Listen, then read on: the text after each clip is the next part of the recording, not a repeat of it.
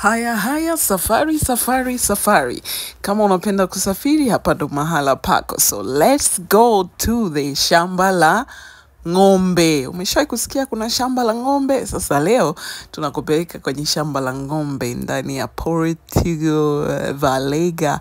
Hatari sana. Sasa safari hapo ndo ikawa imeanza kuelekea kwenye shamba la ng'ombe. Huyo bimdashi hapo katuona, katuchangamkia kweli, kaona namna gani, basi na mimi kasema acha nikupungie mkono, si salamu tu, kwani shingapi? Basi watu oya, safari iendelee. Wapi tunaelekea? Tunaelekea kwenye shamba la ng'ombe. Watu wana vibe, watu wanatamani kufika kwenye shamba la ng'ombe. Wajue kwamba ng'ombe wanafanyaje huko shambani, ng'ombe wanalima au wanafanya nini? Sasa wewe tulia, tumeingia sasa shambani penyewe. Shambani ting tang ndo hapo sasa tukawa tumeingia ndani ya shamba la ng'ombe.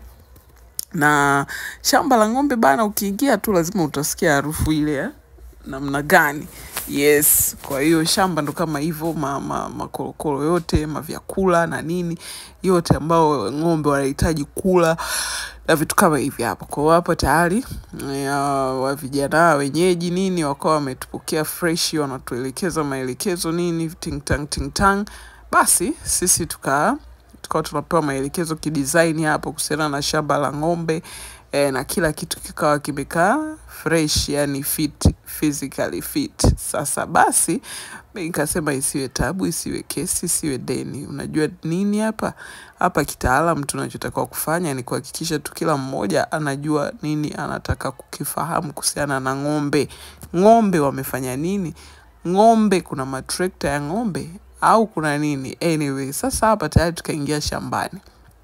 Ng'ombe ndo kama unavyowaona bana, mang'ombe yani makubwa kinoma, sikwambie mtu bwana we. Ng'ombe linatoa hadi kilo hadi lita hata 30 per day, so mchezo mzee.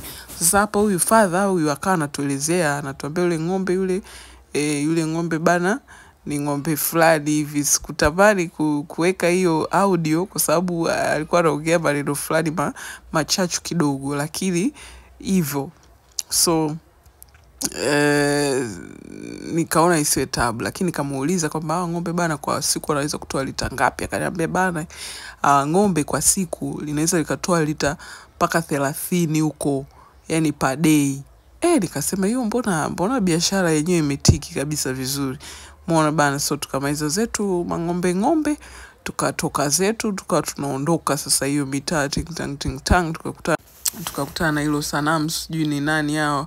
Kama mnawajua tuambieni, lakini mimi siwajui. So nikawa nachukua ka video fulani hapo na wanangu, kasema sio kesi wala nini, kumbukumbu sio kitu kibaya. Ukipata nafasi ya kuchukua kumbukumbu, wewe chukua kumbukumbu, sepa zako unapita hivi bana. Make sure unaendelea kufollow, kulike na kushare. Unyama.